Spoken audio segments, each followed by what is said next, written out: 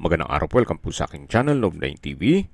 Patalasasan po, meron po ba kayong mga properties na napapabayaan or non-performing assets? Plan nyo ibenta, pero wala kayong oras sa pagbenta nito. Kung ito'y pagkakatiwala nyo po sa amin, tawag lang po kayo sa aking numero, usap po tayo, gawin ko po ng video for free. Yes, libre po, wala po kayong babayaran. Tutulungan pa namin kayong mabenta ang inyong property. Kami na po bala sa marketing, sa boosting or paid ads. Even sa tripping, hindi na po kayo mapapagod sa pag-entertain ng mga buyers. Kami na po bala sa lahat. Tawag lang po kayo. Meron po tayong bagong video presentation, isang brand new modern design house and lot. Ito po'y malapit lang sa South Luzon Expressway Mamplasan exit. By lot area po ito na 291 square meters. At ang floor area ay 350 square meters. Semi-furnished, may 4 bedrooms, 5 toilet and bath, 5 car garage, maids and driver quarter with own toilet and bath. Dito po sa loob ng subdivision ay kompleto po ang amenities. May clubhouse, 25-meter swimming pool, kiddie pool, badminton court, open playing field and picnic areas, gazebo, biking and skating rink, at meron pong 24 hours security. Napakaganda po, napakaliwalas ng kapaligiran, at maganda po ang lokasyon, gawa ng malapit po ito sa Manila at sa mga schools gaya ng Brent, Caritas, De La Salle, Saint Scholastica, at marami pa pong iba. Tunghayan niyo po itong fasad, napaganda ng disenyo at elegante po ang kombinasyon ng kulay. Dito po sa open lanay ay may access papunta sa dining area. Naka-glass walls and doors, then ito pong ceiling ay naka-ceiling panels. Ito naman po yung main door na kung saan ito po ay slatted wooden door, naka-smart lock at meron pong glass panel na may blinds. Samahan niyo po ako, pasok po tayo at welcome po dito sa bahay ni Sir. Ito po ay semi-furnished. Lahat ng furnishings na nakikita nyo ay kasama po yan. Naka-double high ceiling. Then meron pong glass walls and window. Nag-serves as natural sunlight. May chandelier, pin lamps, at may curtain na rin siya. Premium tiles po ang ginamit dito sa flooring. Then sa dulo po ay may, dun po sa parte ng hagdan o stairs ay meron pong corner glass window. Dito po sa understairs na space ay meron pong 2-seater coffee table, may lampshade, then meron pong split type aircon, at yan po yung glass railing sa second floor dun sa open below. May console table, then may painting, at dito naman po yung dining area. Meron pong 6-seater dining set, may modern chandelier, then pendant light dito sa may kitchen, at yan po yung tinutukoy ko na sliding glass door papunta sa open lanay. Ito naman po yung formal kitchen. May kitchen countertop, gas range, range hood, kitchen window, at meron pong brand new na refrigerator. Inverter type po yan.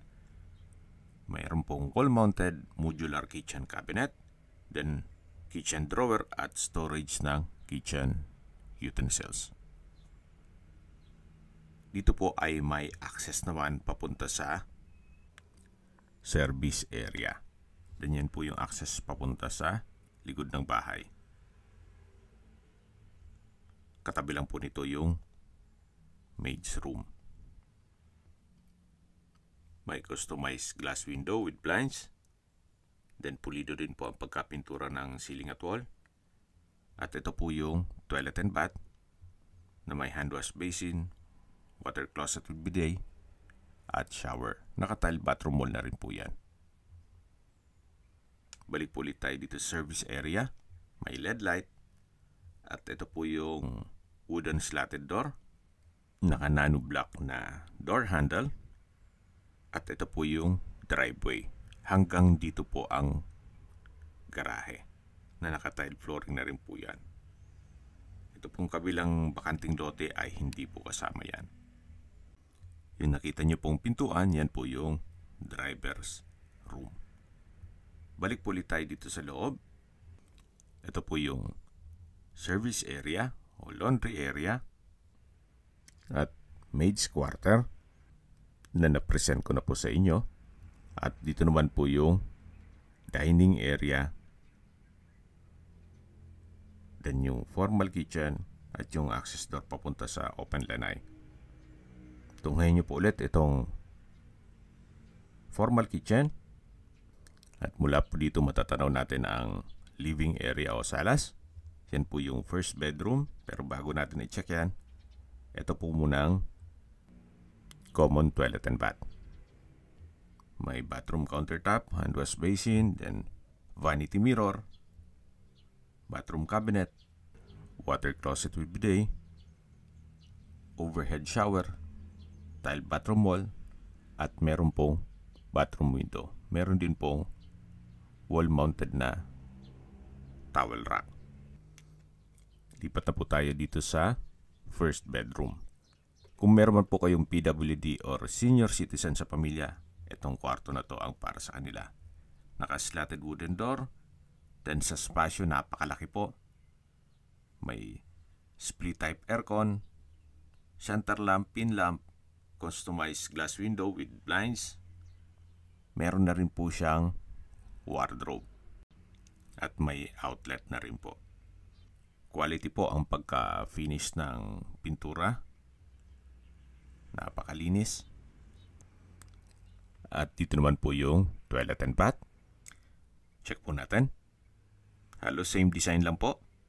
May hand wash basin, then vanity mirror, wall-mounted bathroom cabinet, then may water closet with bidet, overhead shower, tile bathroom wall, bathroom window, at wall-mounted stainless towel holder. Yan po yung toilet and bath dito sa first bedroom. May split type aircon na rin po. Papansin nyo sa living area, dining area at unang kwarto ay may mga aircon o split type aircon na po.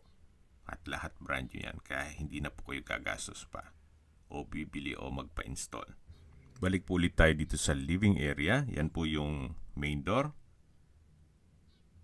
Solid wood din po itong console table.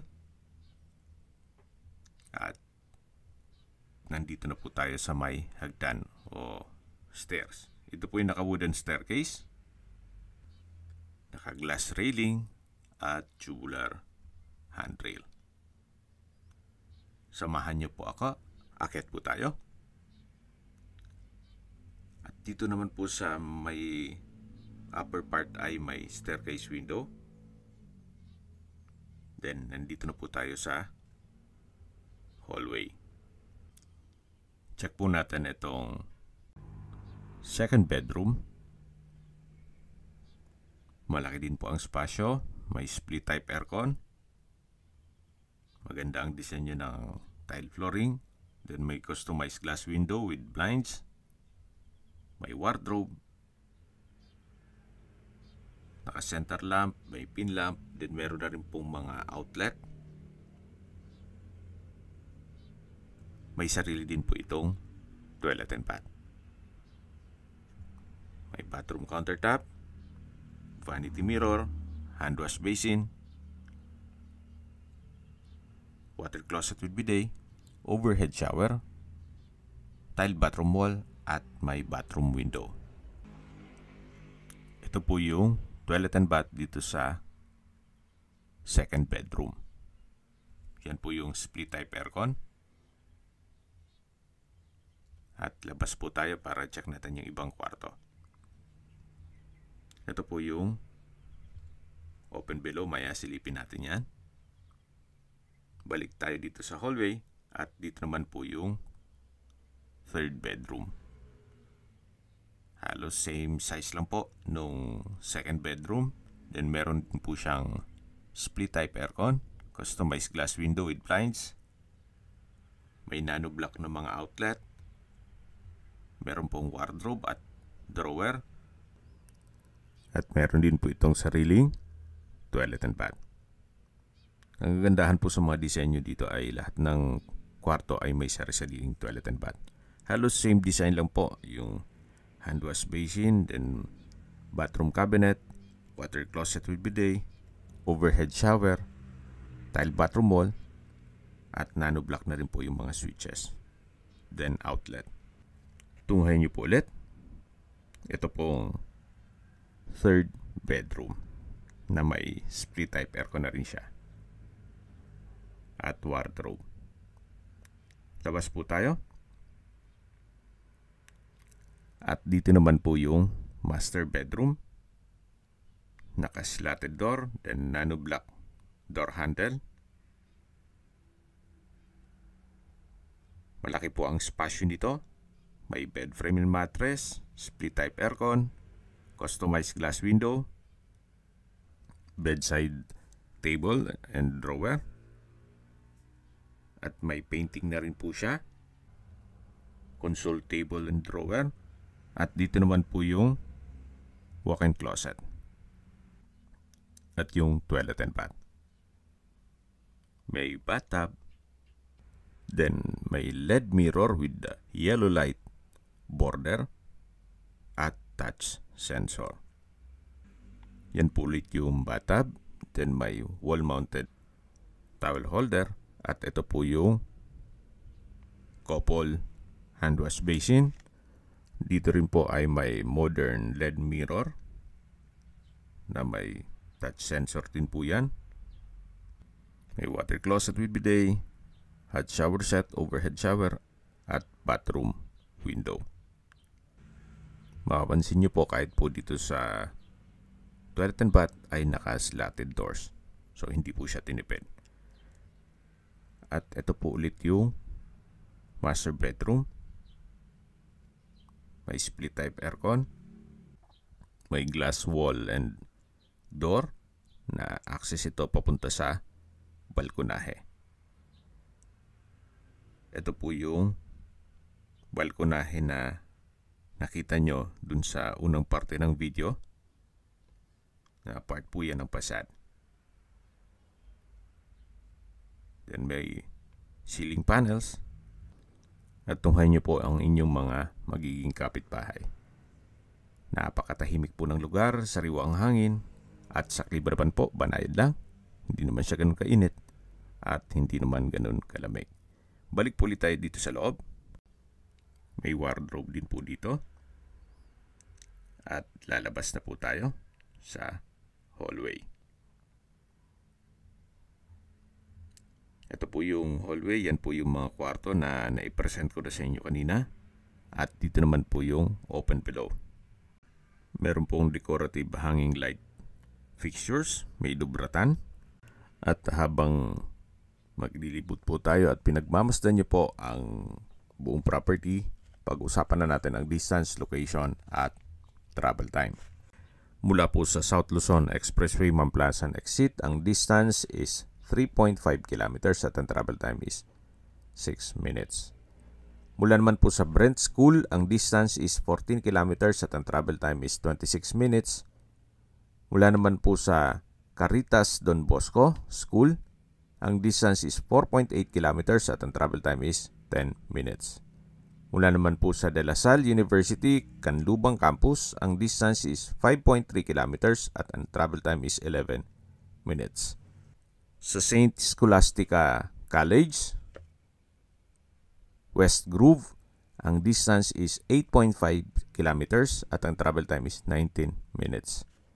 Mula naman po sa Alabang Town Center, ang distance is 21.6 kilometers at ang travel time is 41 minutes. Paseo de Santa Rosa, Ono Valley, ang distance is 7.5 kilometers at ang travel time is 18 minutes. Kompleto na po doon gaya ng schools, church, banks, mga business establishments, at hospital. Yan po yung laging binabanggit sa inyo na dapat nyo i-consider sa paghanap ng property, yung meron pong malapit na hospital.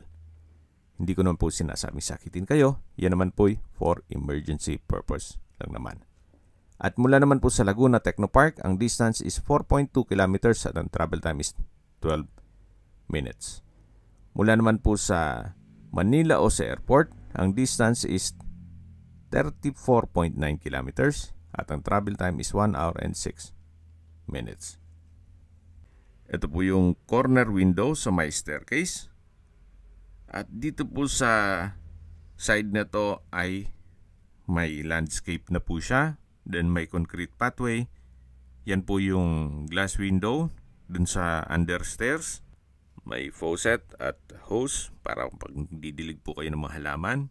Yan po yung concrete fence. At ito po yung setback sa likod ng bahay. At sa mga nag-skip po ng video, summarize ko lang po. Ito pong property ay napakalapit lang sa South Luzon Expressway, Mamplasan Exit. Brand new modern design housing lot at may lot area na 291 square meters at may floor area na 350 square meters. Titulado, buhay po ang may-ari kaya wala po kayong maging problema sa documentation o sa transfer ng title. May 4 bedrooms, then 5 toilet and bath, 5 car garage. Ito po yung maid's room at katabi lang yung driver's room. Naka wooden door, then nano block din po ang door handle at maayos naman po ang pintura ng ceiling at wall. So yan po yung driver's room, nakatabi lang po nito yung maid's room. At yan po ulit yung hallway, then ito po yung open lanai. Tunghayin nyo po ulit itong fasad. At imagine na meron po kayong ganitong brand new house and lot na nasa loob ng isang exclusive community. Kumpleto ang amenities at meron pong 24 hours security at napakalapit po sa lahat. Even Manila. Okay, sa presyo na po tayo. Binibenta po ito ni owner sa halagang 35 million pesos. Kung may mga katanungan po kayo, tawag lang po kayo sa aking numero. At sa mga kababayan naman natin na sa ibang bansa, meron po akong WhatsApp, Viber at Telegram. Same number lang po, 0917-316-3399. Sa mga nagtatanong naman po ng aming Facebook, meron po aming Facebook page na Nov9TV at Facebook Real Video. Meron din pong TikTok at Instagram. May ibang YouTube channel po kami, the Nov9TV channel, Nov9TV Listings, Nov9TV On The Spot, Nov9TV Updates, at Nov9TV House Rental. Sana po naibigyan nyo ang video presentation. Paki-like and subscribe na lang po sa aking channel para ma-update din po kayo sa aking future listings. Kung sakali po hanap nyo yung mas malaking sukat ng lupa, meron din po kami ibang listings na pwede nyong pagpilian. Huwag po kayong mag-atubiling tumawag sa amin. Then, let us know your budget para malaman namin kung anong property pwede naming ilog sa inyo. Sa lahat pong viewers, subscriber at nagtiwala po sa amin, salamat po sa suporta. Ingat po kayo lagi at yung pamilya. Maraming salamat po.